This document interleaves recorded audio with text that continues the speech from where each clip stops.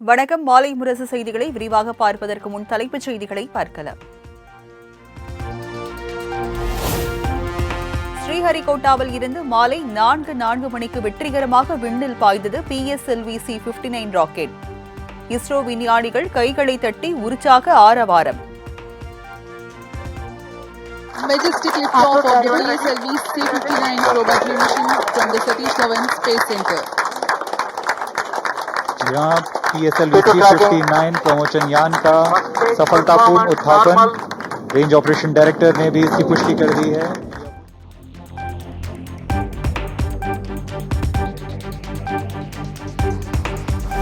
Proba 3 மற்றும் கரோனாகிராஃப் செயற்கைக்கோள்கள் புவியின் நீள்வட்ட பாதையில் வெற்றிகரமாக நிலைநிறுத்தம். சூரியனின் ஒளிவட்ட பகுதியை ஆய்வு செய்ய உள்ளதாக இஸ்ரோ தகவல்.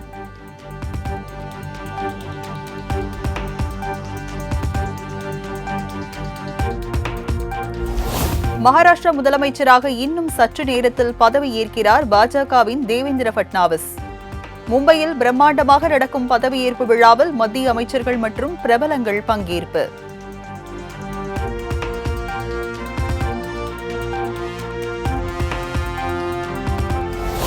மகாராஷ்டிரா துணை முதலமைச்சராக பதவியேற்கிறார் ஏக்நாத் ஷிண்டே. ஒரு வார காலமாக நீடித்த சஸ்பெண்ட் முடிவுக்கு வந்தது.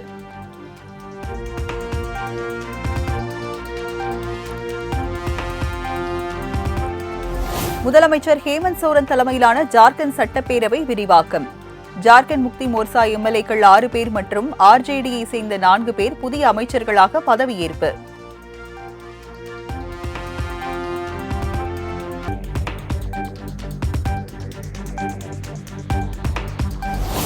அதானி முறைகேடு விவகாரத்தை விவாதிக்க கோரி எதிர்க்கட்சிகள் தொடர் அமளி. கூச்சல் குழப்பம் நீடித்ததால் மக்களவை நாள் முழுவதும் ஒத்திவைப்பு. जवाब आ जाए, ये कल से चल रहा है, तो सभा की कार्रवाई शुक्रवार दिनांक 6 दिसंबर 2024 को प्रातः 11 बजे तक के लिए स्थगित की जाती है.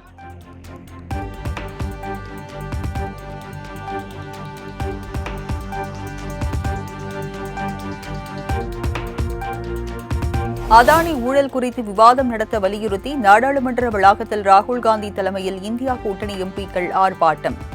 பிரதமரின் மௌனம் முறைகேடுகளுக்கு துணை போடுவது போல் உள்ளதாக பதாகைகள் ஏந்தி முழக்கம்.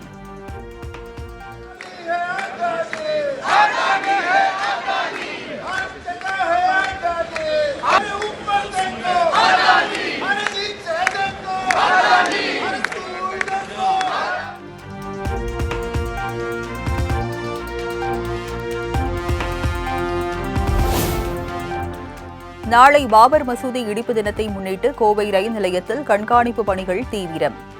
மோப்பநாய் உதவியுடன் ரயில் பெட்டிகளிலும் போலீசார் தீவிர சோதனை.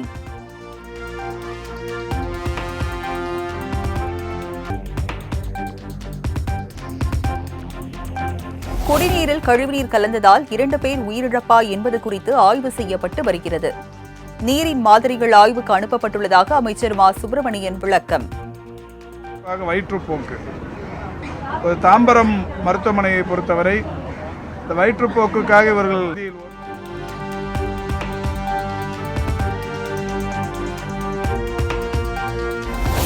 எதிர்க்கட்சித் தலைவர் எடப்பாடி பழனிசாமி எதற்கெடுத்தாலும் பதற்றத்தை ஏற்படுத்துகிறார். குரோம்பேட்டை அரசு மருத்துவமனையில் பாதிக்கப்பட்டவர்களுக்கு ஆறுதல் தெரிவித்த பின்னர் அமைச்சர் மா சுப்பிரமணியன் பேட்டி.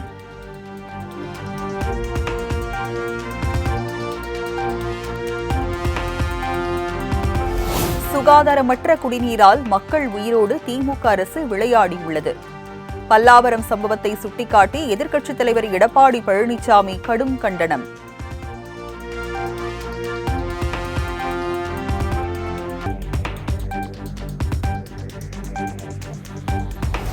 பல்லாவரத்தில் குடிநீரில் கழிவுநீர் கலக்கவில்லை என கூறும் திமுக அமைச்சர் அதனை குடிக்க முன் வருவாரா? பாஜக மாநில தலைவர் அண்ணாமலை கேள்வி.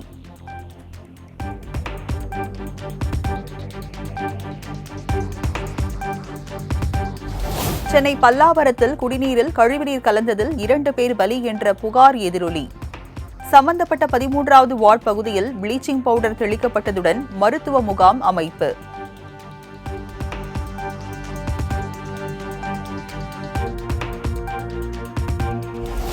பெஞ்சல் புயல் நிவாரணப் பணிகளுக்காக தனது 1 மாத ஊதியத்தை வழங்கினார் முதலமைச்சர் மு.க.ஸ்டாலின். தமிழ்நாடு அரசின் பேரிடர் நிவாரண நிதிக்கு வழங்கினார்.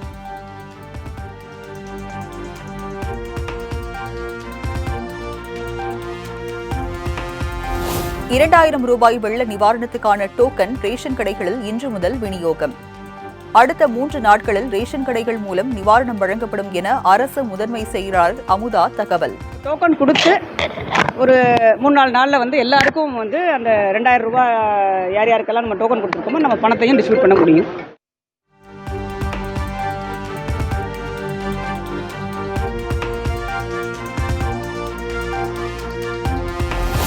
முதலமைச்சர் மு.க.ஸ்டாலின் தலைமையில் தமிழ்நாடு காலநிலை மாற்ற நிர்வாக குழுவின் 2வது நாள் ஆலோசனைக் கூட்டம். காலநிலை மாற்றத்தால் ஏற்படும் பாதிப்புகள் மற்றும் அதனை தடுப்பது குறித்து விவாதம்.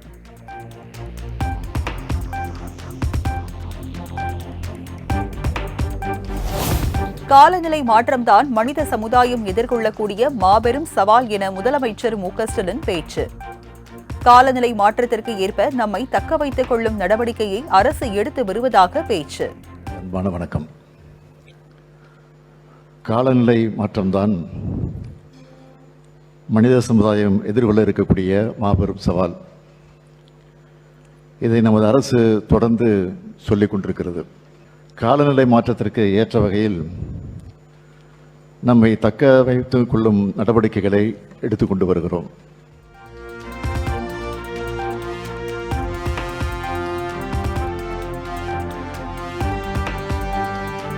காலநிலை மாற்றத்தை எதிர்கொள்வதில் அனைத்து மாநிலங்களுக்கும் தமிழ்நாடு முன் உதாரணம் என முதலமைச்சர் மு.க.ஸ்டாலின் பெருமிதம். கடல் அரிப்பை தடுக்க 1000 ஹெக்டேர் பரப்பளவுக்கு அலையாத்தி காடுகளை உருவாக்கி வருவதாக தகவல்.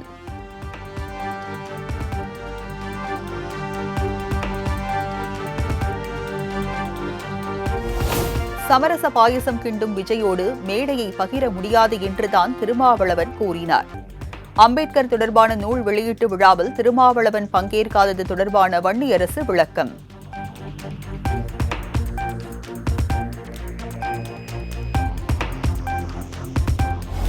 முன்னாள் முதலமைச்சர் ஜெயலலிதாவின் 8ஆம் ஆண்டு நினைவு தினம் அனுசரிப்பு. சென்னை மெரினாவில் உள்ள அவரது நினைவிடத்தில் எடப்பாடி பழனிசாமி மலர் தூவி மரியாதை.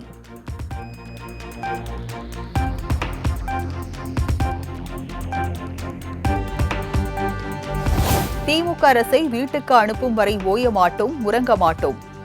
ஜெயலலிதாவின் 8ஆம் ஆண்டு நினைவு நாளையொட்டி அதிமுகவினர் உறுதிமொழி ஏற்பு.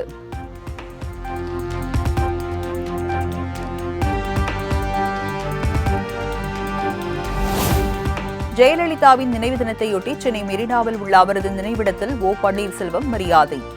தனது ஆதரவாளர்களுடன் சென்று சசிகலாவும் மரியாதை செலுத்தினார்.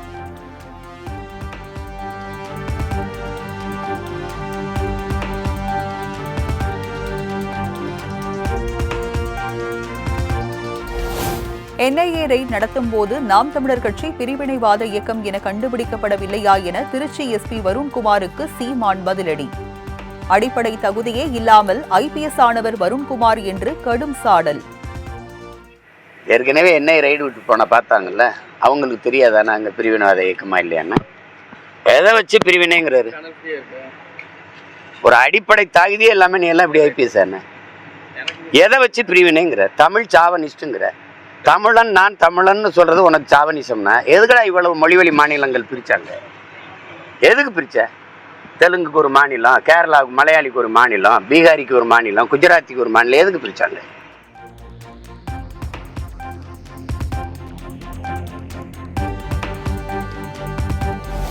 விழுப்புரம் மாவட்டத்தில் மழை வெள்ளத்தால் உயிரிழந்த 12 பேரின் குடும்பங்களுக்கு தலா 5 லட்சம் ரூபாய் நிவாரணம்.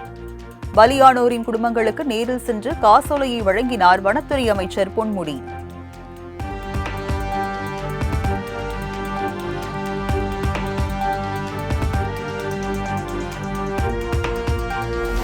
அமைச்சர் பொன்முடி மீது மக்கள் சேற்றை வாரி வீசியது ஏற்கத்தக்கதல்ல. திண்டிவனத்தில் பாமக நிறுவனர் ராமதாஸ் பேட்டி.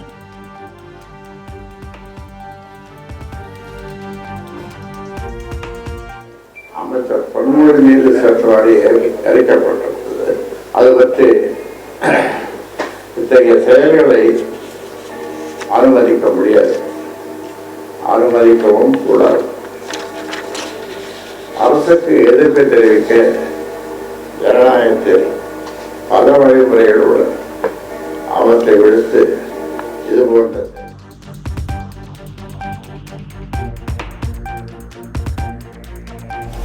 புதுச்சேரியில் மழை வெள்ளத்தால் பாதிக்கப்பட்டவர்களுக்கு கூடுதல் நிவாரணம் வழங்க வேண்டும்.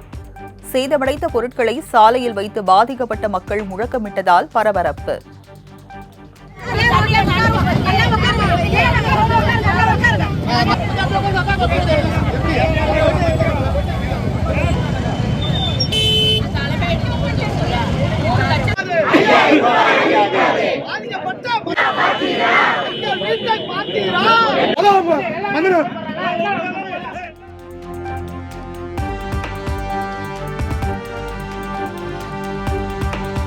சபாநாயகர் அப்பாவுக்கு எதிரான வழக்கை முடித்து வைத்தது உச்சநீதிமன்றம். அப்பாவு பேசியதில் அவதூறு ஒன்றும் இல்லை என நீதிபதிகள் கருத்து.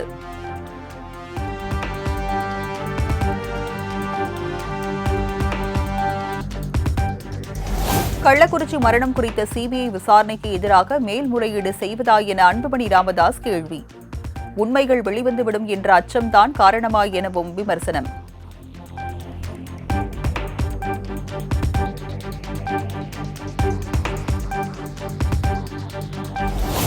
ஆயிரக்கணக்கான திருக்கோயில்களுக்கு குடமுழுக்கு நடத்த அனுமதி வழங்கிய தமிழக அரசை ஆன்மீக அரசு என சொல்லாமல் வேறு என்ன சொல்ல முடியும்? திருக்கடையூர் கோயிலின் வெள்ளி ரதம் வெள்ளோட்டம் துவக்க விழாவில் அமைச்சர் சேகர் பாபு பேச்சு.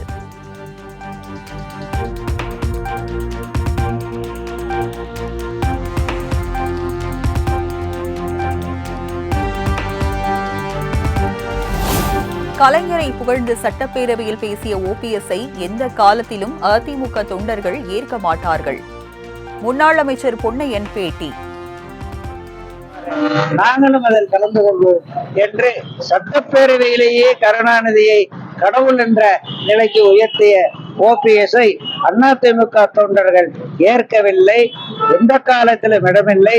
நீதிமன்றத்துக்கு அது தெரியாது. தேர்தல் ஆணையம் தெளிவான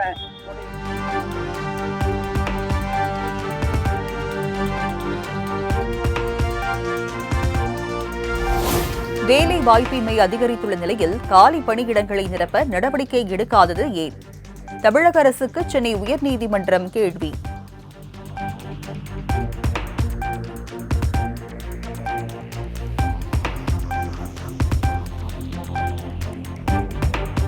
வருகிற 19ஆம் தேதி வரை மதுரை சின்ன உடைப்பு மக்களை வெளியேற்ற இடைக்கால தடை. கூடுதல் இழப்பீடு மறு குடியமர்வு வசதி கேட்டு தொடரப்பட்ட வழக்கில் உயர்நீதிமன்ற மதுரை கிளை உத்தரவு.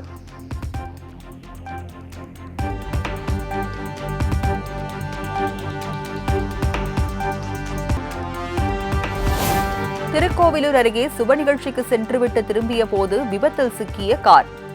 பின்னால் வந்த அமைச்சர் ஏவவேலு தனது காரில் ஏற்றி சிகிச்சைக்கு அனுப்பி வைத்த காட்சி வைரல்.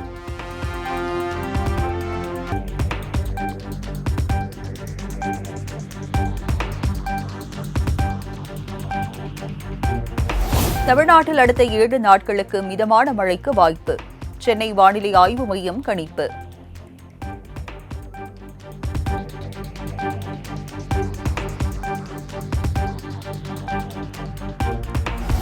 மேக் இன் இந்தியா திட்டம் மூலம் சிறு குறு மற்றும் நடுத்தர தொழில் நிறுவனங்களை மேம்படுத்தும் முயற்சி வரவேற்கத்தக்கது. ரஷ்ய அதிபர் விளாடிமிர் புட்டின் இந்தியாவுக்கு பாராட்டு.